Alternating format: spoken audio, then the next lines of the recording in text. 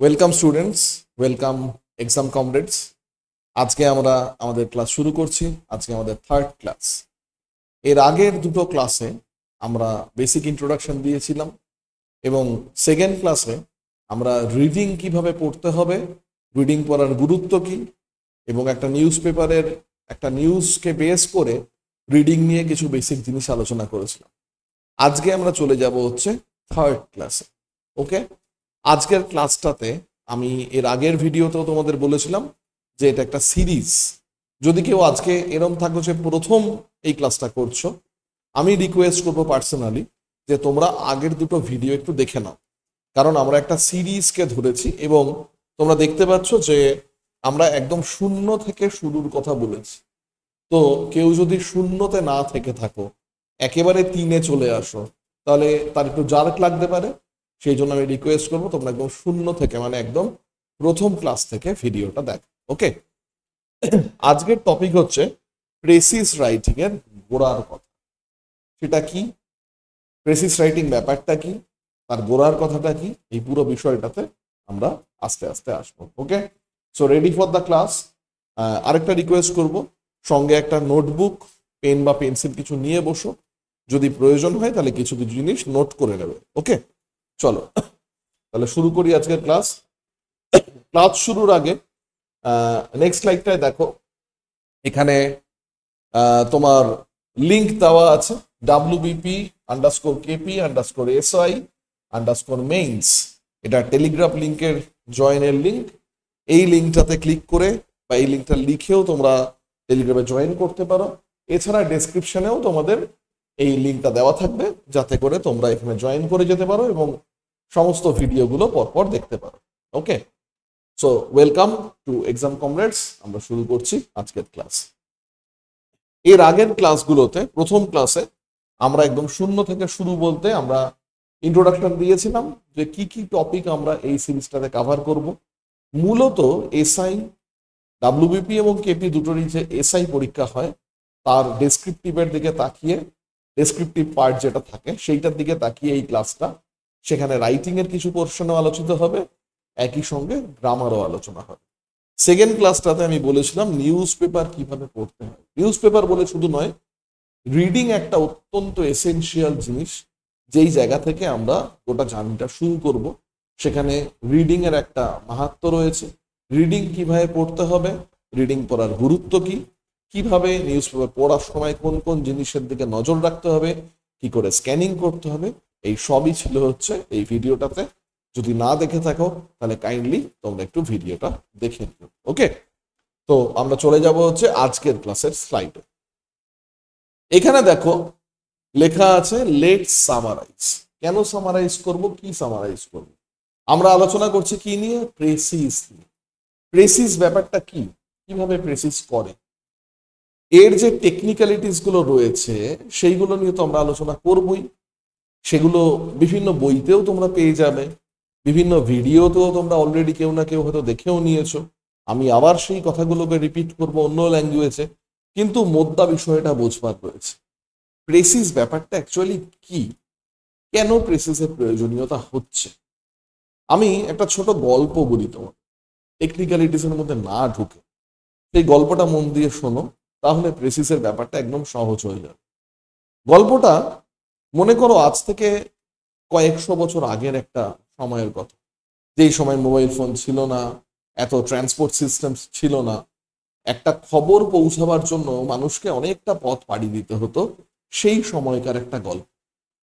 দুটো দেশের মধ্যে, দুটো রাজ্যের মধ্যে যুদ্ধ হচ্ছে। সেই যুদ্ধটা চলছে প্রায় মোর দ্যান 3 মান্থস, 3 মাস ধরে। সেই যুদ্ধে বহু মানুষ মারা গেছে, অনেক হাতি ঘোড়া মারা গেছে। সেই যুদ্ধক্ষেত্রে একজন সৈনিককে বলা হচ্ছে যে তুমি রাজধানীতে যাও, গিয়ে এই যে গত 2-3 মাস ধরে যুদ্ধটা চলছে, এই যুদ্ধের বিবরণটা রাজধানীতে জানাও, জানিয়ে সেখান থেকে কিছু হেল্প নিয়ে এসো। কিন্তু সেই সৈনিককে বহন করে নিয়ে যাবার মতো কোনো ঘোড়া নেই। সে কি করছে? সে দৌড়ে দৌড়ে যাবে বলে মনস্থির করছে। যুদ্ধক্ষেত্র থেকে রাজধানীতে পৌঁছতে গেলে যদি একটা মানুষ সর্বোচ্চ গতিবেগে দৌড়য়, তাহলেও কম করে অন্তত 7 দিন সময় লাগবে। কম করে। সেই পথটা সে অতিক্রম করছে 3 থেকে 4 দিন, মানে অলমোস্ট 3.5, 3.5 দিনে সে অতিক্রম করছে, অর্ধেক সময়। তার মানে সে প্রচন্ড বেগে ক্রমাগত দৌড়ে দৌড়ে দৌড়ে দৌড়ে রাজধানীতে গিয়ে পৌঁছেছে কিনা যুদ্ধের সংবাদ দেওয়ার জন্য। এইবার যখন সে রাজধানীতে গিয়ে পৌঁছেছে, পৌঁছানো মাত্র সে অজ্ঞান হয়ে গেছে। রাজা তার বৈদ্যদেরকে বলেছে যে একে যে করেই হোক এর জ্ঞান ফেরাতে হবে, কারণ এই যুদ্ধক্ষেত্র থেকে আসছে, এর থেকে খবর পাওয়ার রয়েছে, খুব গুরুত্বপূর্ণ খবর, তো একে বাঁচিয়ে তোলো। তো রাজবৈদ্যরা তাদের সাধ্যমতো চেষ্টা করছে, চেষ্টা করার পর শেষ পর্যন্ত তার জ্ঞান ফিরে আসছে। কিন্তু রাজবৈদ্যরা বলে দিচ্ছে যে এই মানুষটির আয়ু বড় জোর 2 থেকে 3 মিনিট জ্ঞান ফেরবার পর। আমরা বলতে পারছি না, কারণ এর শারীরিক যে অবস্থা, যে কোনো মুহূর্তে মারা যাবে। তো মনে করো তুমি হচ্ছ সেই সৈনিকটা, তোমার হাতে 2 থেকে 3 মিনিট সময় রয়েছে।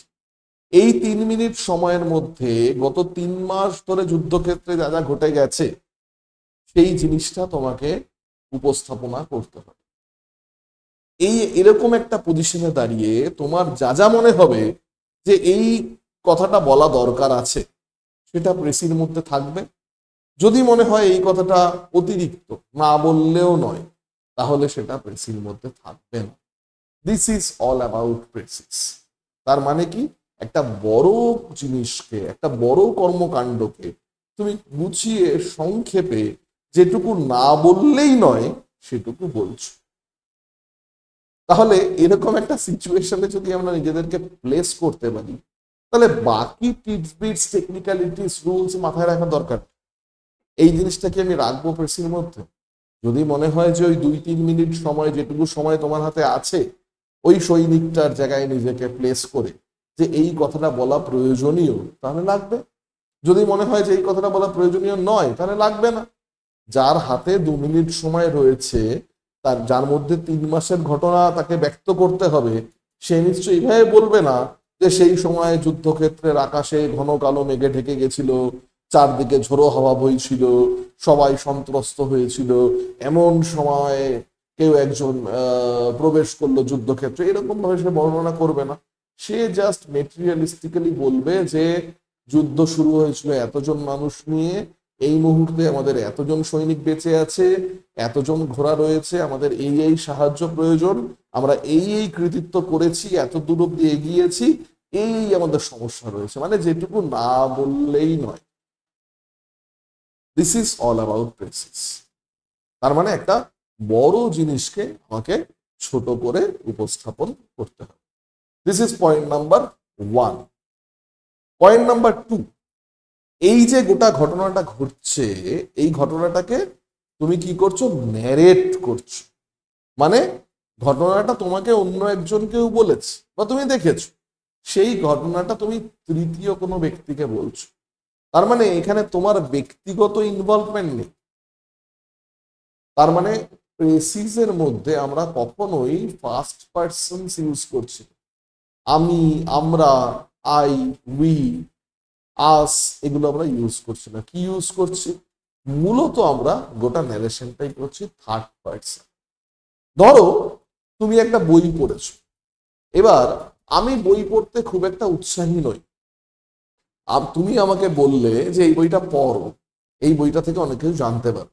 আমি তোমায় জিজ্ঞেস করলাম যে এই বইটার মধ্যে আছে কি, তার মানে বইটার মধ্যে কিছু একটা ঘটনা আছে, যেটা তুমি পড়েছো সেটা তুমি আমাকে ন্যারেট করছো।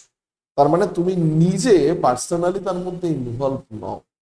যেহেতু ন্যারেট করছো, তাই জন্য ফার্স্ট পার্সন অথবা সেকেন্ড পার্সনে আমরা এখানে কোনো বাক্য লিখছি না, যা লিখছি আমরা থার্ড পার্সনে লিখছি। তাহলে দুটো জিনিস আমাদের মাথায় রাখতে হবে। পয়েন্ট নাম্বার 1, সেটা হচ্ছে যা যা প্রয়োজনীয় তাই তাই বলবো।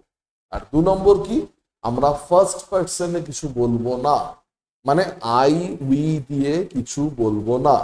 আমরা যা বলবো সেকেন্ড পার্সনে বলবো, থার্ড পার্সনে বলবো, ব্যাস। এছাড়া কি আর কোনো রুল নেই? এছাড়া আরো অনেক রুলস রয়েছে, কিন্তু আমরা রুলসের চক্করে যাব না। আমরা অন্য রকম ভাবে ব্যাপারটাকে দেখবো, সেই জন্যই এই ক্লাসটা।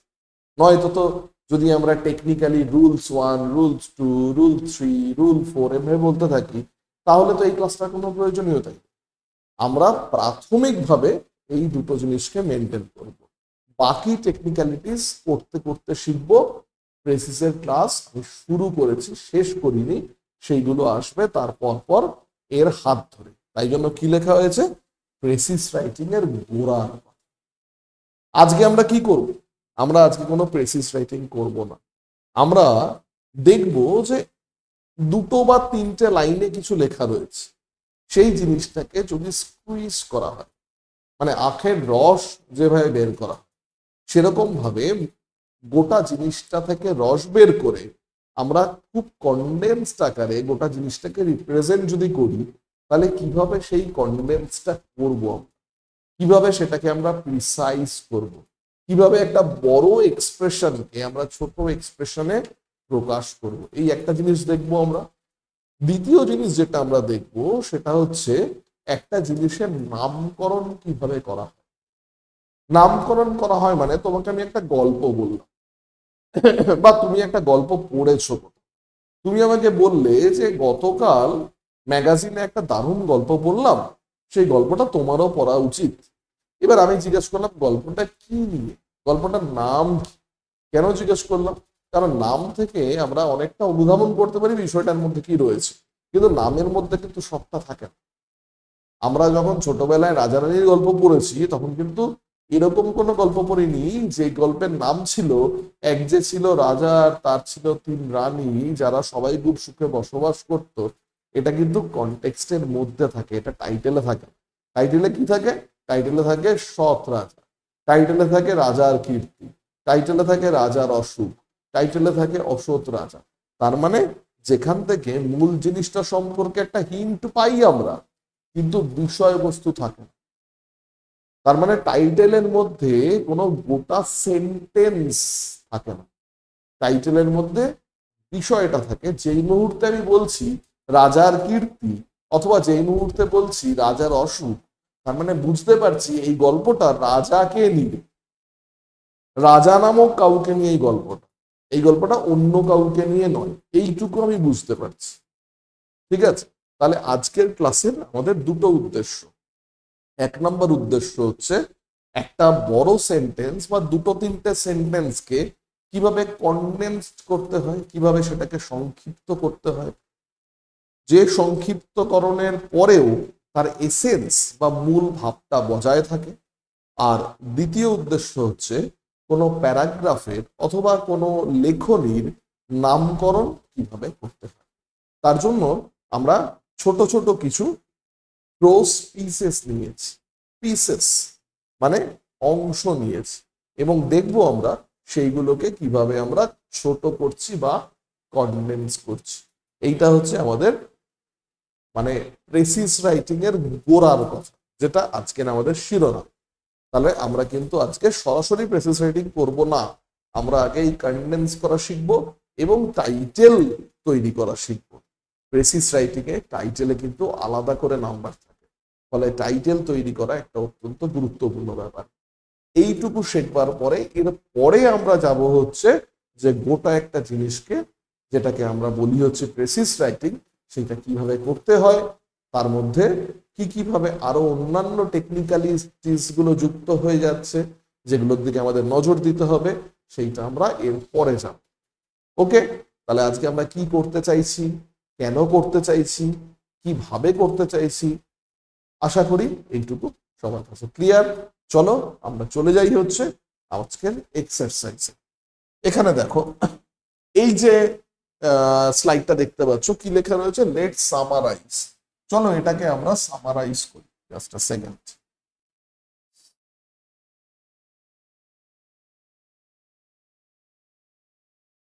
এই জিনিসটাকে আমরা আজকে সামারাইজ করব। আচ্ছা, অনেকের মনের মধ্যে প্রশ্ন থাকে সামারি আর প্রেসিস কি এক? তোমাদের কি মনে হয়? অনেকটা এক, আবার কোথাও কোথাও আলাদা। সামারি আর প্রেসিসের মধ্যে ডিফারেন্স কোথায়? একটা ডিফারেন্স রয়েছে, সেটা হচ্ছে সামারি মানে ধরো চেপে ছোট করে দাও, আর কিছু করতে হবে। প্রেসিজের কিন্তু একটা আলাদা বৈশিষ্ট্য আছে, সেটা কি? শুধু ধরে ছোট করলেই হবে। আমি যখন জিনিসটাকে ধরে ছোট করে দিচ্ছি তখন অর্ডার গুলো যেরকম যেরকম ছিল সেরকমই থাকছে, গোটা জিনিসটা প্রিসাইজ হয়ে যাচ্ছে। whereas প্রেসিজ রাইটিং এ কি হচ্ছে, হয়তো একদম শেষের বাক্যে একটা গুরুত্বপূর্ণ কথা আছে, যেই কথাটা হচ্ছে গোটা প্যাসেজটার প্রাণ ভোমরা, সেইটাকে আমরা আগে নিয়ে চলে আসতে। তার মানে we can alter the arrangements of the points. Points গুলো যেভাবে অ্যারেঞ্জ করা হয়েছে, we have the liberty to alter that. আমরা সেটাকে আলাদা আলাদা ভাবে অ্যারেঞ্জ করতে পারছি, প্রেসিজে কিন্তু আমরা সেটা পাচ্ছি না। যাই হোক, এটা অনেক ভিতরের কথা, এই সমস্ত কথা আমরা পরবর্তী সময়ে পড়বো বা পরবর্তী সময় আলোচনা করব। আজকের আমাদের মূল আলোচ্য বিষয় যেটা, সেটা হচ্ছে যে কিভাবে আমরা গোটা বিষয়টাকে ছোট করব, গোটা বিষয়টাকে কনডেন্স করব কিভাবে, সেইটা আমাদের দেখতে হবে। আর তার সঙ্গে দেখব যে আমরা নামকরণ বা টাইটেলটা বানাবো কিভাবে। চলো দেখা যাক। এখানে দেখো মেন লাইনস, মানে কিছু লাইনস দেওয়া আছে। কি কি লাইনস দেওয়া আছে? Let's read. কিভাবে পড়তে হবে আগের দিন আমরা আলোচনা করেছি, সেই রেফারেন্স থেকে। আমি ওই জন্য বলছি এটা একটা সিরিজ, কারণ আমরা একটার থেকে পরেরটায় চলে যাচ্ছি। তো দেখো কিভাবে পড়বো আমরা এটা। Reading is a gateway to knowledge and imagination. Reading কি নিয়ে কথা বলা হচ্ছে? রিডিং নিয়ে। প্রথম লাইনেই বুঝে গেলাম আমরা যে এইখানে যা যা বলা হবে সেটা রিডিং নিয়ে বলা হবে। Reading is a gateway to knowledge and imagination. Okay, it helps people expand there vocabulary. Reading help করে, কিসে হেল্প করে? এক্সপ্যান্ড দেয়ার ভোকাবুলারি, মানে রিডিং ভোকাবুলারি বাড়াতে সাহায্য করে। এই প্রসঙ্গে একটা কথা বলি, প্যাসেজটা যখন পড়বে, ভাষা ভাষা কোনো মানে নিজের মনের মধ্যে তৈরি হলে প্রেসিস লিখতে পারবে না। একদম কংক্রিট যেটুকু বুঝতে পারছো, একদম ম্যাথামেটিক্স এর মতো কংক্রিট ভাবনাটা আমাদের মাথার মধ্যে থাকতে হবে, তবেই আমরা ব্যাপারটাকে ছোট করতে পারবো। তাহলে রিডিং নিয়ে আলোচনা করছি। রিডিং কি করে? Reading knowledge, imagination. নলেজ হচ্ছে লজিক, আর ইমাজিনেশন কিন্তু লজিকের ব্যারিয়ার ভেঙে দিয়ে বেরিয়ে যায়। তার মানে দুটোই হেল্প করে কিসে? রিডিং। রিডিং আমাদের নলেজ দেয়, রিডিং আমাদের ইমাজিনেশন করতে হেল্প করে। দুটোরই গেটওয়ে হচ্ছে রিডিং। এবং এটা কি করে? Expand vocabulary. এটা ভোকাবুলারিকে এক্সপ্যান্ড করে, ইনক্রিজ করে। তাহলে 1 নম্বর পেলাম হচ্ছে আমরা নলেজ, 2 নম্বর পেলাম হচ্ছে ইমাজিনেশন, 3 নম্বর পেলাম হচ্ছে ভোকাবুলারি। ওকে, ইমপ্রুভ দেয়ার থিঙ্কিং স্কিল। কি বাড়ায়? চিন্তা ভাবনা বাড়ায়। এবার দেখো, চিন্তা ভাবনা না বাড়ালে ইমাজিনেশন হবে কি করে? তার মানে ইমাজিনেশন এটার সঙ্গে জড়িত। লেখবার সময় একই ভাবনার রিপিটেশন হয়, কিন্তু প্রেসিসে হবে না। তার মানে আমি যদি ইমাজিনেশন লিখি, আবার থিঙ্কিং আমার না লিখলেও চলবে, কারণ ইমাজিনেশন করতে গেলে থিঙ্কিং তো করতে হবেই। যদি থিঙ্কিং স্কিল না বাড়ায়, তাহলে আমি ইমাজিন করব কি করে? তার মানে থিঙ্কিং স্কিল এবং ইমাজিনেশন একটা আরেকটার সঙ্গে ইন্টারলিঙ্কড। ওকে, আচ্ছা। And develop a deeper understanding, deeper understanding of the world. পৃথিবীর যে অ্যাফেয়ার্স গুলো হয়ে চলেছে আমাদের চারদিকে সারাক্ষণ, সেগুলো সম্পর্কে we can delve into the deep. অনেক গভীরে গিয়ে আমরা বিষয়গুলোকে ভাবনা চিন্তা করতে পারি by dint of reading, reading এর সাহায্যে। Through books one can explore different cultures. তার মানে ডাইভার্সিফিকেশন, ডিফারেন্ট কালচার, বিভিন্ন রকমের কালচার সম্পর্কে আমরা রিডিং এর মাধ্যমে জানতে পারি। বিভিন্ন রকমের আইডিয়াস গুলো আমরা জানতে পারি। অ্যান্ড পার্সপেক্টিভ, পার্সপেক্টিভ মানে দেখার ধরন, বিভিন্ন অ্যাঙ্গেল গুলোকে আমরা জানতে পারি। তাহলে 1 নাম্বার বলেছিলাম হচ্ছে এটা নলেজ দেয়, নম্বর বলেছিলাম এটা ইমাজিনেশনকে মানে হেল্প করে ইমাজিনেশন করতে। 3 নম্বর বলেছি ভোকাবুলারি বাড়ায়। 4 নম্বরে থিঙ্কিং স্কিল এটার সঙ্গে মিলে গেছে, এটাকে আমরা গ্রাহ্য করব না। 4 নম্বরে ডিপার আন্ডারস্ট্যান্ডিং, এইটার কথা মাথায় রাখবো আমরা। 4 নম্বর পয়েন্ট আমরা পাচ্ছি এখানে ডিপার আন্ডারস্ট্যান্ডিং। রিডিং আমাদের ডিফারেন্ট কালচার আইডিয়া মানে ডাইভার্সিফিকেশন, আমরা এই দুটোকে একসঙ্গে জুড়ে নিয়ে ডাইভার্সিফিকেশনের কথাটাকে বলতে পারি। 5 নম্বর, এবং এটা ডিফারেন্ট পার্সপেক্টিভ বা দেখবার ধরন সেইটাকে ইনস্টিগেট করে। তার মানে এই 6টা জিনিস রিডিং করে। এই লাইন্স থেকে আমরা এইটুকু পাচ্ছি। এবার এখানে কতগুলো ওয়ার্ড আছে দেখো, 1 2 3 4 5 6 7 8 9 10 11 12 13 14 15 16 17 18 19 20 21 22 23 24 25 26 27 28 29 30 31 32 33 34 35 36। সো মোর অর লেস 36 ওয়ার্ডস এখানে রয়েছে। এই 36 ওয়ার্ডসকে যদি আমরা 3 দিয়ে ভাগ করি তাহলে কত হয়, 12 ওয়ার্ডস। মোর অর লেস 12 ওয়ার্ডসে আমরা গোটা বিষয়টাকে যদি লেখবার চেষ্টা করি তাহলে লিখতে হবে যে রিডিং এর গুরুত্ব কি। আর একইভাবে যদি আমরা নামকরণ করবার চেষ্টা করি তাহলে কিসের নামকরণ করব, আমরা নামকরণ করব হচ্ছে রিডিং কে বেস করে, যে রিডিং এর গুরুত্ব কি। আচ্ছা, এই যে নামকরণ করা, এই নামকরণ করা সম্পর্কে একটা একটা টিপস আমি দেব, স্পেশাল টিপস একদম শেষে দেব ভিডিও, যাতে করে তুমি যদি কোনোভাবেই ম্যানেজ করতে না পারো যে কি নামকরণ করা ঠিক হবে, জাস্ট সেই ট্রিকটা যদি তুমি অ্যাপ্লাই করো তাহলে সহজেই তুমি সেই জিনিসটার নামকরণ করতে পারবে। কিন্তু বলেই রাখছি, কোট আনকোট সেটা একটু হলেও ফাঁকিবাজি হবে।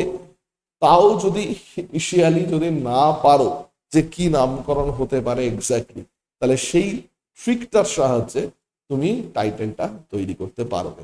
কিন্তু সেটা এখন নয়, সেটা শেষে বলছি। তো চলো দেখি এটাকে কিভাবে আমরা প্রিসাইজ করছি।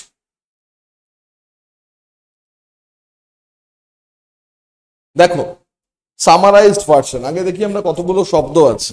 1 2 3 4 5 6 7 8। সো আমরা এটাকে 8 ওয়ার্ডসে লিমিট করতে পেরেছি, কারণ +-5 আমরা 5টা শব্দ বেশি রাখতে পারি, কম রাখতে পারি। টোটাল গিভেন প্যাসেজের 1/3 করতে হবে +-5। আবারও বলছি, এসব টেকনিক্যালিটিস পরে হবে, মাথা থেকে বাদ দাও। এখন আমরা মূল কোর জিনিসটা শিখছি। ওখানে ছিল কত, 36, সেটাকে আমরা নামিয়ে এনেছি কিসে, 8। লেটস সি কি লিখলাম আমরা এখানে। বুকস এনহ্যান্স নলেজ, তাহলে লজিক বা ইনফরমেশন। ব্রডেন পার্সপেক্টিভ, ব্রডেন মানে চওড়া করে দেয়। কাকে চওড়া করে দেয়, পার্সপেক্টিভকে। এখানে দেখো পার্সপেক্টিভস কথাটা ওইখানে ছিল মেন প্যারাগ্রাফে। আমরা পরে যখন ফাইনালি প্রেসিস করব দেখব যে গিভেন প্যাসেজের মধ্যে যে স্পেশাল ওয়ার্ডস গুলো দেওয়া আছে, কাম গো eat sleep I U we, এগুলো নয়, কোনো বিশেষ শব্দ, মেইনলি ভার্ব অ্যান্ড অ্যাডজেক্টিভস এর ক্ষেত্রে, কখনো অ্যাডভার্বস এর ক্ষেত্রে, সেইগুলোকে আমরা কপি করব না, আমরা তার সিনোনিমাস ওয়ার্ড দেওয়ার চেষ্টা করব। কিন্তু যদি মনে না পড়ে তাহলে সেটা দিতেই হবে আমাদের, দুটো একটা করতেই পারি আমরা, কিন্তু চেষ্টা করব না করার। পার্সপেক্টিভ ওইখান থেকেই নেওয়া, আমি ইচ্ছা করে দিয়েছি, তোমরা ভাবার চেষ্টা করো কিভাবে এটাকে আমরা রিপ্লেস করতে পারি। Can we replace it? If possible then replace it, if not then you can go with perspectives. Okay, and enrich imagination, তার মানে ইমাজিনেশনের কথা বলা রয়েছে, নলেজ মানে লজিকের কথা বলা রয়েছে, এবং পার্সপেক্টিভের কথা বলা রয়েছে। এন্ড দিয়ে যোগ করা হয়েছে, ভার্বগুলোকে ইউজ করা হয়েছে এখানে। বুকস এনহ্যান্স করে নলেজ, ব্রডেন ছড়িয়ে দেয় পার্সপেক্টিভকে, এবং এনরিচ করে ইমাজিনেশন। একটা কথা আমরা এখানে অ্যাভয়েড করে গেছি। কোন কথাটা অ্যাভয়েড করে গেছি? ডাইভার্সনের কথা। যে ডাইভার্সিটি আছে সেই ডাইভার্সিটির কথাটা, কারণ ডিফারেন্ট ডিফারেন্ট কালচারের সাথে আমরা এনকাউন্টার করি রিডিং এর মাধ্যমে, কিন্তু সেটা অ্যাভয়েড করা হলেও সেটা ইনক্লুডেড আছে কোথায়, পার্সপেক্টিভ কথাটার মধ্যে সেটা ইনক্লুডেড আছে। তো যদি আমার ওয়ার্ড শর্টেজ হয় তাহলে আমি ওটাকে ছেটে দিতে পারি, যদি প্রয়োজন হয় আমরা দুটো তিনটে শব্দ এক্সট্রা লিখতে পারবো তখন আমরা পার্সপেক্টিভের পাশাপাশি ওই কথাটাও লিখতে পারি যে it gives us a taste of diversity, মানে reading gives us taste of diversity, আমরা ডাইভার্সিটিকে বুঝতে পারি রিডিং করবার মাধ্যমে। ওকে, এখানে টাইটেল দেওয়া হয়েছে দেখো, the power of reading, the importance of reading, may be a substitute title. তাহলে কত সহজ দেখো বিষয়টা, আরেকবার দেখবো আমরা রিভাইজ করে, লেটস সি। একটু আগের স্লাইডটা একবার চলো।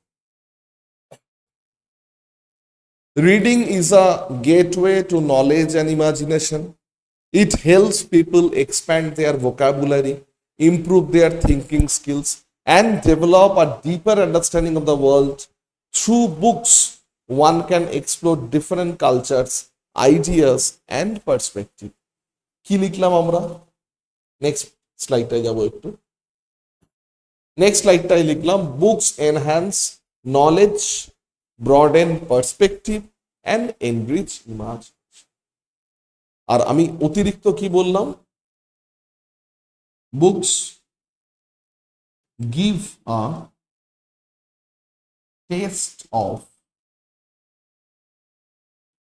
diversity।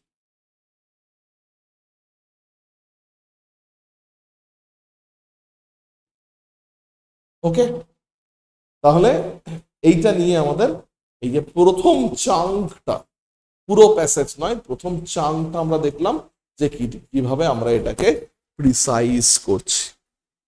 ইন্টারেস্টিং। তো চলো আমরা একটা ট্রাই করে দেখি। পরের স্লাইডে আবার একটা আছে এরকম, দেখি তোমরা কেরকম ভাবতে পারো। চলো পরের স্লাইডটা। এখানে দেখো মেন লাইনস 2 কি লেখা আছে? Regular physical exercise is essential for maintaining good health. কি নিয়ে বলেছে? Physical exercise. Okay, physical exercise কি করে? Maintaining good health. তাহলে this is the first point. এক্সারসাইজের ফলে কি হয়? হেলথ ভালো হয়। It helps strengthen muscles, improve cardiovascular health and boost mental wellbeing.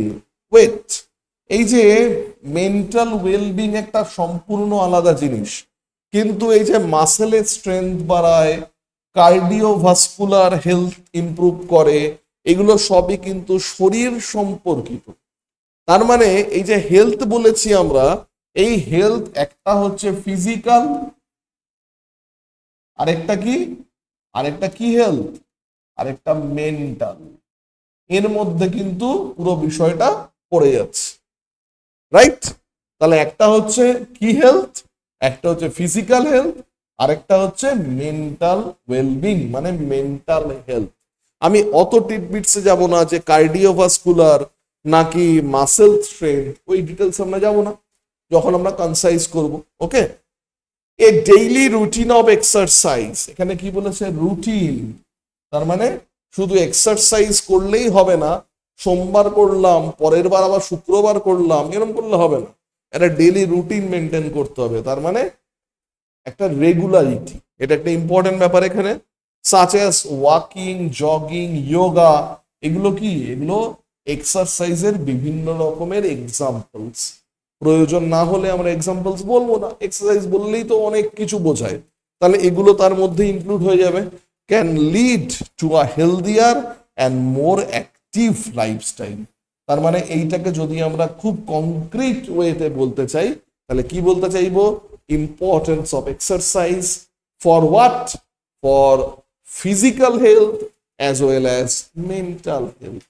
Different kind of activities and routine wise exercising of those activities will help to enhance your lifestyle.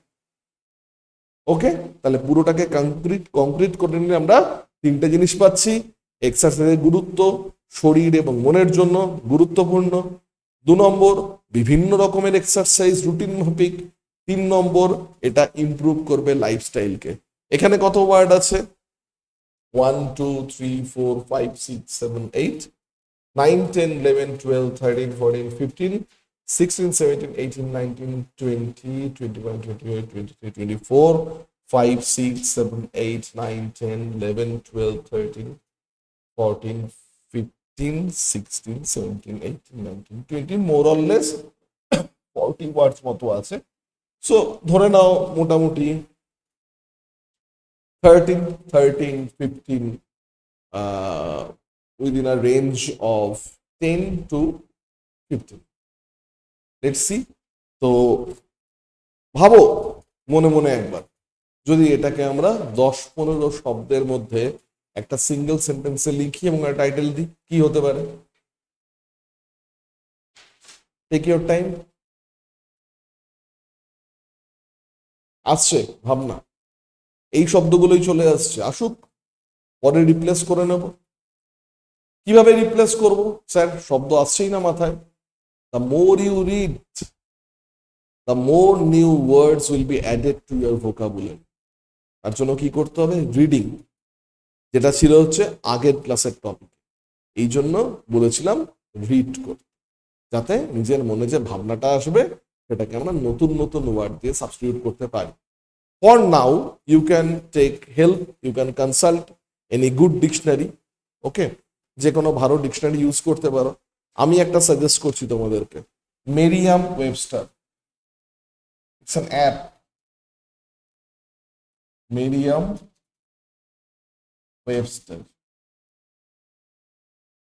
Download it. It's a good app, very good app, specifically for competitive exam aspirants. খুব ভালো, অনেক synonyms antonyms দেওয়া আছে, ইটিমোলজি দেওয়া আছে। It's good, use করতে পারো ডিকশনারিটা। English into English, no English into Bengali. Okay, চলো দেখা যাক কিভাবে করছি আমরা এটা। পরের স্লাইডটাই যাও। পরের স্লাইডটাতে আমরা দেখবো হচ্ছে এটা কিভাবে করছি। দেখো সামারাইজ ভার্সন কি বলছে এখানে। কনসিস্টেন্ট ওয়ার্কআউটস, এক্সারসাইজকে আমরা রিপ্লেস করেছি কি দিয়ে? ওয়ার্কআউট দিয়ে। সবসময় বলি আমরা, কিন্তু কাজের সময় মাথায় আসছে না। কেন কাজের সময় মাথায় আসছে না? কারণ রিডিং। যত রিড করব তখন কাজের সময় মাথায় আসবে। কনসিস্টেন্ট, আমরা রুটিনের কথা বলেছিলাম, মনে পড়ছে?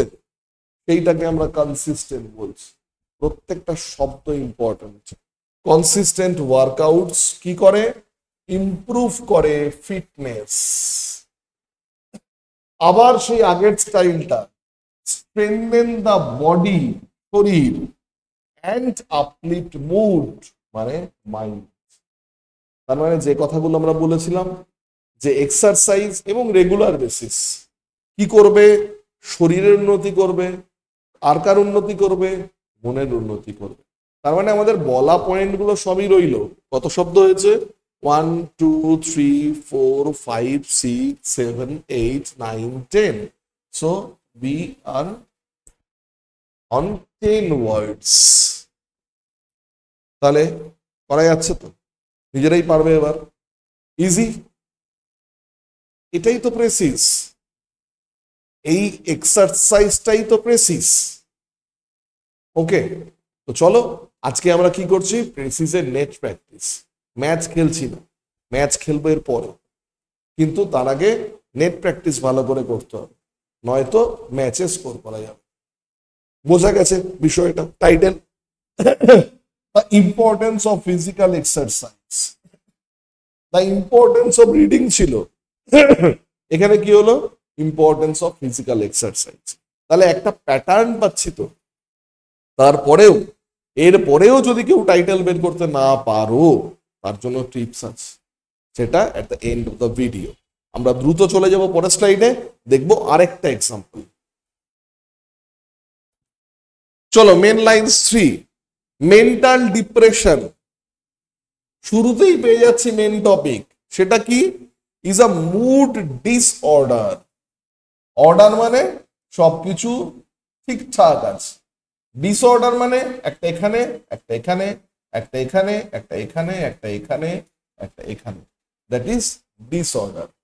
Characterized by persistent feelings of sadness. Sadness চেপে বসে আছে, পারসিস্টেন্ট, ক্রমাগত স্যাডনেস আসছে। হোপলেসনেস, আলাদা কিছু, আলাদা কিছু কি সেম। এখানে বলছে ঠিক আছে, প্রেসিসে বলবো না, একই জিনিস। অ্যান্ড লস অফ ইন্টারেস্ট, একই জিনিস। সো এখানে আমরা চাপতে পারি, কনডেন্স করতে পারি। It can impair daily functioning. Pair করার মানে কি, জোরে, পজিটিভিটি, অ্যাফার্মেটিভ। ইম্পেয়ার কি করে, আলাদা করে দেয়। কাকে, ডেইলি ফাংশন। ক্লামসি হয়ে যাচ্ছে ডেইলি ফাংশন, যখন স্যাড থাকছো, আন্ডার দ্য ওয়েদার, ডিপ্রেসড, সবকিছু ঠিকঠাক হচ্ছে না। বাস ধরতে যাচ্ছ, বাস বেরিয়ে চলে যাচ্ছে। ট্রেন ধরতে যাচ্ছ, 2 মিনিট লেট হয়ে যাচ্ছে। মানে মনে হচ্ছে সবাই কনস্পিরেসি করছে আমার বিরুদ্ধে, অ্যাকচুয়ালি কেউ কিছু করছে না, পুরোটাই আমার মনের ভিতরে। That is impair. Daily functioning. রিলেশনশিপেও সমস্যা হচ্ছে। And overall wellbeing. তাহলে daily functioning, relationship and overall wellbeing, আমরা ওখানে ওটাকে চাপলাম, এখানে ওটাকে চাপবার জায়গা রয়েছে। তাহলে এখান থেকে দেখো এতগুলো ওয়ার্ড আমরা কনডেন্স করে ফেলতে পারছি। It left untreated depression can lead to severe emotional and physical consequences. এই পয়েন্টটা কমপ্লিটলি আলাদা, সরি ইট নয়, ইফ লেফট আনট্রিটেড, এই পয়েন্টটা সম্পূর্ণ আলাদা। এই অবধি একটা কথা বলেছে যে ডিপ্রেশন থাকলে কি হবে, সবকিছু ঘেটে যাবে, কিচ্ছু ভালো লাগবে না, কাজকর্ম ঠিকঠাক হবে না, সম্পর্ক ভালো থাকবে না, হয়ে গেল, কমপ্লিট। সেকেন্ড পয়েন্ট কি বলেছে, এটাকে ট্রিট করতে হবে, কারণ যদি আনট্রিটেড থেকে যায় তাহলে এর ফলে ভয়ঙ্কর ইমোশনাল এবং ফিজিক্যাল কনসিকুয়েন্সেস হতে পারে। সেটা কতদূর অবধি হতে পারে সেটা আমরা সাম্প্রতিক সময় নিউজ পেপারে দেখতে পাচ্ছি যে কত কত সফল মানুষ শুধু নিজের মনকে সামলাতে পারছে না বলে কত কত ফ্যাটাল ইনসিডেন্ট ঘটে যাচ্ছে। তার মানে দুটো পার্ট রয়েছে, একটা হচ্ছে মনকে না সামলাতে পারলে কি হবে, নানান রকমের গন্ডগোল তৈরি হবে, আর দীর্ঘদিন ধরে যদি এটা আনট্রিটেড থেকে যায় তাহলে এর ফলশ্রুতিও খারাপ হতে পারে। এই দুটোকে একই জায়গায় আমাদের হাজির করতে হবে অনেক কনডেন্সড ওয়েতে। লেটস সি কিভাবে করছি আমরা। চলো পরের স্লাইডটাই দেখি তাহলে আমরা এটা কিভাবে আছে। Understanding mental depression. তাহলে মেন্টাল ডিপ্রেশন এটা তো টাইটেলে চলছেই, তার সঙ্গে এটাকে কি বলেছে, আন্ডারস্ট্যান্ডিং। মেন্টাল ডিপ্রেশন যে কারোর মধ্যে হয়েছে এটাই মানুষ রেকগনাইজ করতে চায় না। So we should understand that first recognise it. only when you can recognize that you are going under weather, then only you can find some treatment for that. কিন্তু তুমি রেকগনাইজ না করো তাহলে ট্রিট করবে কি করে, তাই না? তার মানে আগে আন্ডারস্ট্যান্ড করতে হবে মেন্টাল ডিপ্রেশনকে। That should be the title. এখানে কি বলা হয়েছে, সিভিয়ার কথাটার মানে তীব্র। Emotional distress leads to prolonged. কেন প্রলংড? কারণ এটা দীর্ঘকালীন, চলছে চলছে চলছে, left untreated for a long time, তাই জন্য প্রলংড লেখা হয়েছে। Feelings of sadness and loss of motivation. Severe emotional distress leads to prolonged feelings of sadness and loss of motivation. তার মানে পুরো বাক্যটার মানে যে তীব্র মানসিক যন্ত্রণা কোন দিকে ঠেলে দেয়, দীর্ঘমেয়াদী দুঃখবোধ এবং অনুপ্রেরণার অভাব। তাহলে পুরোটাকে আমরা এভাবে কনডেন্স করে ফেলতে পারছি। এই যে আমরা কনডেন্স করছি, this is all about the precis. একটা পূর্ণাঙ্গ প্যাসেজে কি করতে হবে, যখন এসআইএ পরীক্ষা দিতে যাবে এরকম 3-4টে কনডেন্স করতে হবে। যখন ক্লার্কশিপ পরীক্ষা দিতে যাবে এরকম 4টে কনডেন্স করতে হবে। যখন মিসলেনিয়াস পরীক্ষা দিতে যাবে এরকম 7-8টা জায়গাকে কনডেন্স করতে হবে। যখন WBCS পরীক্ষা দিতে যাবে তখন এরকম 12, 13, 14টা জায়গা আছে যে তাকে কন্ডেন্স করতে হবে। তার মানে যত যত তুমি অ্যাডভান্স লেভেলে এক্সামে যাবে শুধু তোমার লেন্থ অ্যান্ড ব্রেথটা বাড়বে, এটা basic same core thing is always same. তার মানে এটাই হচ্ছে আমাদের প্রেসিজের মূল কথা। আশা করি বুঝতে পেরেছো তোমরা গোটা বিষয়টা। চলো পরের স্লাইডে যাই। এই স্লাইডটা আমি আর তোমাদের জন্য পড়ে দেব না, দেখা যাক কি আছে এই স্লাইডটাতে। এখানেও কিছু মেইনস লাইন দেওয়া আছে। কাকে নিয়ে আছে? মাঙ্কিসকে নিয়ে। এতক্ষণ যা হচ্ছিল মানুষের মানসিকতার কথা, এবার দেখো অনেকটা অবজেক্টিভ লেভেল আছে। মাঙ্কিসরা কি করে, মাঙ্কিসদের কার্যকলাপ ভালো করে দেখো। প্যাসেজটা কি বলছে? Monkeys are known for their exceptional cleverness, often exhibiting intelligent problem-solving skills. They use tools such as sticks and rocks to gather food and navigate their environment. Their agility and quick thinking also enable them to adapt and thrive in complex social groups. মাঙ্কিদের নানা রকম activity, তোমাকে সতর্ক থাকতে হবে যেটা এই যে বলেছে অ্যাজাইলিটি, এই যে বলেছে এখানে enable them to adapt, এই যে অ্যাডাপ্টের কথা বলেছে, এই যে থ্রাইভের কথা বলেছে, এই যে ধরো এখানে বলেছে হচ্ছে প্রবলেম সলভিং স্কিলস, এই যে একটা ফ্রেজ ইউজ করেছে, এই যে নেভিগেট শব্দটা ইউজ করেছে। আমরা যখন লিখবো তখন আমরা এইগুলোকে ইউজ করব না, এগুলোকে রিপ্লেস করার চেষ্টা করব। সবসময় সিনোনিমাসলি করতে হবে তা নয়, অন্যভাবেও বলা যেতে পারে, but will try not to use all these words, special used words in our precise form. Okay, এর প্রেসিস কি হচ্ছে চলো দেখা যাক নেক্সটটা। আমি খুব ডিটেলে এটা বললাম না। monkeys display remarkable ingenuity, দেখো নতুন একটা শব্দ এসছে, ইউটিলাইজিং অবজেক্টস। কি কি অবজেক্টস ওখানে বলা ছিল বলিনি, আমরা পুরোটাকে সামারাইজ করেছি। অবজেক্টকে ইউজ করে কিসের জন্য? ওভারকাম অবস্টাকলস, অবস্টাকলসকে ওভারকাম করার জন্য, অ্যান্ড ইন্টারাক্ট সোশ্যাল। তার মানে যে যে ইনগ্রেডিয়েন্টস গুলো ছিল এইটা এইটা এইটা এটা করে, সেগুলোকে এসে হলো আমরা কি বললাম, এটা করে হচ্ছে ইউটিলাইজিং অবজেক্টস, অবজেক্টসকে ইউজ করে, আর কি করে এরা করে হচ্ছে ইন্টারাক্ট সোশ্যালি, সোশ্যালি ইন্টারাক্ট করতে চায়। এবং এইগুলো কি, এগুলো হচ্ছে দ্য ইন্টেলিজেন্স অফ মাঙ্কিজ। না বলে আমরা এটাও বলতে পারতাম the activities of monkeys, এটাও বলতে পারতাম যদি আমরা এই শব্দটাকে অ্যাভয়েড করার চেষ্টা করতাম। যাই বলি না কেন আমাদের মাঙ্কি নিয়েই বলতে হতো। ওকে, আশা করি এইবার ব্যাপারটা অনেকটা ক্লিয়ার হয়েছে। Go to the next one. আরেকটা মেন লাইন দেওয়া আছে, এবার একটু একটু করে ডিপে যাই, আমরা একটু অন্য রকমের জিনিস দেখি। A tranquil landscape. What does it mean by tranquil? পরীক্ষা হলে জানো না কি করবে, কম্প্রিহেন্ড করবে, আইডিয়া করবে। আইডিয়া কিভাবে করব, তার জন্য সেকেন্ড ভিডিওটা দেখতে হবে, রিডিং পড়তে হবে। রিডিং পড়লে একটা শব্দের মানে না জানলেও কিভাবে সেই শব্দটা আমরা মানেটাকে অ্যাকিউমুলেট করে নেব, কিভাবে গেস করব সেটা আমরা বুঝতে পারবো। আচ্ছা, উইথ লাশ greenery, gentle streams and vibrant wild flowers. যেখানে লাশ গ্রিনারি আছে, যেখানে জেন্টেল স্ট্রিমস আছে, যেখানে ভাইব্রেন্ট ওয়াইল্ড ফ্লাওয়ার্স আছে, তার মানে এরকম সুন্দর একটা প্রকৃতি, গাছপালা আছে, যেখানে সুন্দর ফুল ফুটেছে, যেখানে একটা এঁকে বেঁকে নদী চলে গেছে, তাহলে এরকম একটা সিনারি কি হবে? এটাকে খুব মানে একটা খুব বিজি বাজল ক্রাউডেড এরকম একটা সোয়েটি সিনারি হবে? হবে না, একটা শান্ত সমাহিত সুন্দর একটা পরিবেশ হবে। So we can understand the meaning of tranquility with the other words. If we wish, if we have the power of comprehend, we can understand the meaning of tranquility. একটা শব্দের মানে না জানা অবস্টাকল হবে না আমাদের গোটা বিষয়টা বুঝতে, যদি আমাদের রিডিং হ্যাবিট থাকে। Okay, soft sunlight filters through the trees. ট্রিজের মধ্যে দিয়ে সানলাইট, কেরম সানলাইট আসছে? তীব্র সানলাইট না, সফট সানলাইট, হালকা সানলাইট ট্রি এর মধ্যে দিয়ে ফিল্টার করছে। Casting dappled shadows on the forest, এইখানে শ্যাডোস পড়ছে।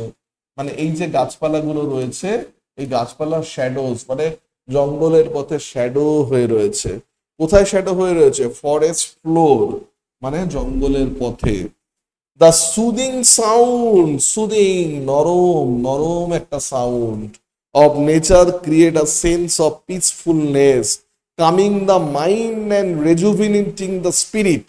যেই মুহূর্তে বলছি কামিং দ্য মাইন্ড, মনকে শান্ত করে তুলছে, তখন রেজুভিনেট কথাটার মানে যদি নাও জানি, we can at least have an idea when it is joined by and. Similar type of things are joined by and. We have an idea about that, the conjunction and joins similar type of things. তাহলে এখানে যখন আমরা বলছি coming the mind, মনকে শান্ত করে, তাহলে রেজুমিনেটিং the spirit, তার মানে এটাও ওই জাতীয় কিছুই হবে। রেজুমিনেটেড মানে হচ্ছে পুনর্জীবিত করে আমার স্পিরিটকে। তার মানে এই যে গোটা প্যাসেজের টেক্সচারটা কিরকম আছে?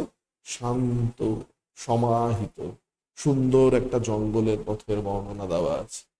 তাহলে এবার এটাকে এই মুডটা যেই বুঝে গেলাম, এই টেক্সচারটা যেই বুঝে গেলাম, আগের গুলো যেরকম ছিল সেরকম নয়, একটু অন্য রকমের, তাহলে এইটাকে আমরা এবার সহজেই করে ফেলতে পারবো। কিভাবে করব এটা? চলো পরের স্লাইডটা দেখি আমরা। উপস, না এটা দেওয়া নেই। Here is a question. কি হবে এটা? এতক্ষণ তো করলাম, এতক্ষণ একটা না তোমাদের এতগুলো প্যাসেজ বলে গেলাম, হিন্ট দিয়ে গেলাম। Now it is time for you to work. এবার তোমাদের কাজ করার সময় তোমরা ভাবো না আগের প্যাসেজটাকে কি করে কনডেন্স করা যায়, কি করে ছোট করা যায়। তোমরা তো ভিডিওগুলো দেখছো, কমেন্টও করছো, সো পার্টিসিপেট, তোমরাও চেষ্টা করো ভাববার। যদি মনে করো ভেবে উঠতে পারছো, কমেন্টসে লিখে দাও। পরের ক্লাস তো হবে আবার, তখন দেখবো তোমরা কে কেমন লিখেছো, সেটা নিয়ে আলোচনাও করা যাবে। বা নিজের মতো করে লিখে রাখো, দেখো পরের ক্লাসে যখন আমরা বলবো তখন তার ধারে কাছে যাচ্ছে কিনা, তার সঙ্গে মিলছে কিনা। So this is your task. তার মানে 4-5টা আমরা বললাম, তার সঙ্গে আরো একটা প্যাসেজ আলোচনা করে দিলাম, যেটা তোমরা করে রাখবে, যেটা আমরা পরের দিন ডিসকাস করব। এরপরেও আরো একটা প্যাসেজ আছে, এবং এই প্যাসেজটা আমি একদম আলোচনাই করব না, কিছু বলবোই না প্যাসেজ, জাস্ট প্যাসেজটা দেখে নাও তোমরা। তোমরা যখন রিপিটেডলি দেখবে ভিডিওটা, তোমরা এখান থেকে স্ক্রিনশটও নিয়ে নিতে পারবে গোটা প্যাসেজটার, এবং স্ক্রিনশট নিয়ে তোমরা সেটারকে কনডেন্স করবার চেষ্টা করবে, কি বলতে চেয়েছে নিজেরাই বোঝার চেষ্টা করবে, করে তোমরা এর অ্যান্সারটা করবে, কারণ এর অ্যান্সারটাও আমি দিই। ওকে, ক্লিয়ার? তো আমরা চলে যাব একদম শেষে ক্লাসের নেক্সট স্লাইডসেও এটা তোমাদের জন্য দেওয়া রয়েছে। এই দুটো জিনিস তোমরা পরের দিনকে নিজেরা করে রাখবে। ইফ পসিবল আমাকে থ্রু কমেন্টস তোমরা জানাবে যে তোমরা কিরকম ভাবে ব্যাপারটা করতে পারছো, কি পারছো না, কি অসুবিধা হচ্ছে, কি সুবিধা হচ্ছে, বা কি ভেবে উঠেছো। আই এনশিওর ইট দ্যাট যদি তোমরা কমেন্টে এটা লেখো যে আমি এরকম ভেবে উঠলাম, বা দেখুন স্যার এরকমটা হয়েছে কিনা, আমি কিন্তু মাইনিউটলি ওটা ফলো করব, এবং পরের দিন যখন আলোচনা করব আই প্রমিস ইউ আমি আলাদা করে কারো নাম মেনশন না করলেও আমি সেইটা নিয়েই আলোচনাটা করব। So this is your chance to have a check on what you are thinking are going in the same way what I am saying or not. সো এটা তোমাদের টাস্ক রইল। ওকে, তো আমরা চলে যাব হচ্ছে একদম শেষে ভিডিওর। আরো একটা দেওয়া আছে, দিস ইজ নাম্বার 7। তার মানে টোটাল 4টে আমরা আলোচনা করেছি, তোমাদের জন্য রইল হচ্ছে 5। এটা আমি ডিসকাস করে দিয়েছি কিন্তু অ্যান্সার বলিনি। এবং ফ্রেশ 6 এবং 7, এই 3টে তোমাদের করবার জন্য ছাড়া রইল। নেক্সট স্লাইডসে এটা তোমরা স্ক্রিনশট পেয়ে যাবে। নেক্সট স্লাইডসে এটাও দেওয়া রয়েছে সামারাইজ ভার্সন তোমাদের করবার জন্য। তাহলে আমরা শেষ করব ক্লাস, তার আগে আমি কি বলেছিলাম যে একটা টিপস, একটা ছোট ট্রিক্স, কিসের জন্য? নামটা বলার জন্য। আচ্ছা, টিপসটা তখনই কাজে লাগাবে যখন তুমি কোনোভাবেই আর ভেবে পাচ্ছ না আর কি হতে পারে। একটা গোটা প্যাসেজ আছে, রাইট? সেটা কি নিয়ে? সেটা কি মানুষের স্যাডনেস নিয়ে, মেন্টালিটি নিয়ে, ফিজিক্যাল স্ট্রেংথ নিয়ে, নেচার নিয়ে, সিটি লাইফ নিয়ে, ভিলেজ লাইফ নিয়ে, টেকনোলজি নিয়ে, ওম্যান নিয়ে, ওমেন প্রোগ্রেস নিয়ে, হিউম্যানিটি নিয়ে, ওয়্যার নিয়ে, পিস নিয়ে, কিছু না কিছু টপিক নিয়ে তো থাকবে। সেই টপিকটা জাস্ট টপিকটা ভেবে নাও। ধরে নাও যুদ্ধ নিয়ে, ওয়্যার হতে পারে। ধরে নাও মেন্টাল কন্ডিশন, এটা নিয়ে। ধরে নাও হেলথ নিয়ে, ধরে নাও বার্ড নিয়ে, ধরে নাও ইমোশন নিয়ে। কোন ইমোশন? Human emotion. ধরে নাও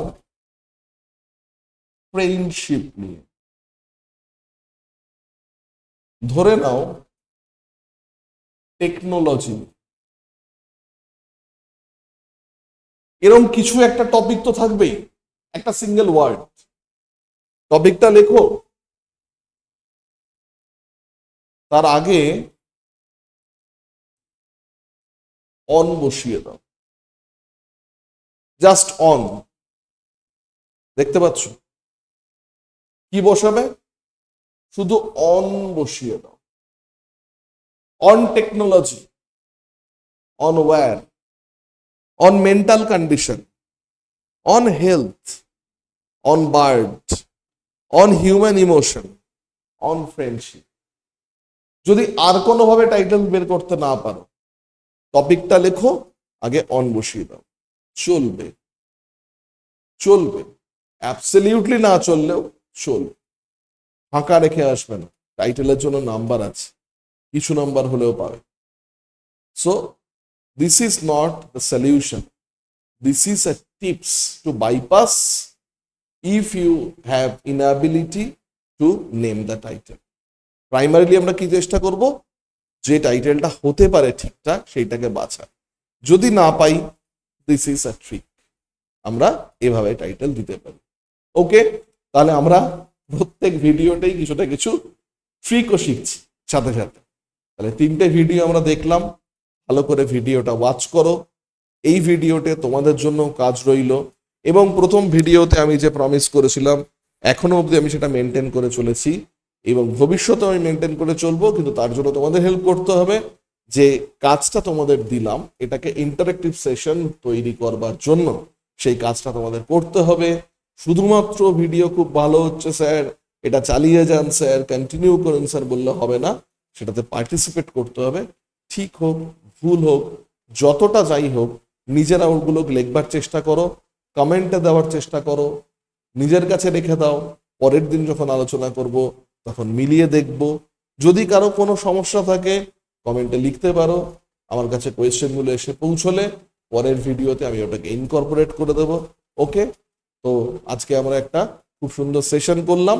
পরের সেশনটাও থাকবে হচ্ছে এইটার উপরই, যে এই যে সামারাইজ করছি আমরা এই বিষয়টার উপরই, এবং by the 3rd or 4th class, with the continuation of this class, we will learn how to write a complete phrases. Okay, have a good time, best of luck. আজকে তাহলে এখানেই শেষ করছি। Let's call it a day. Thank you.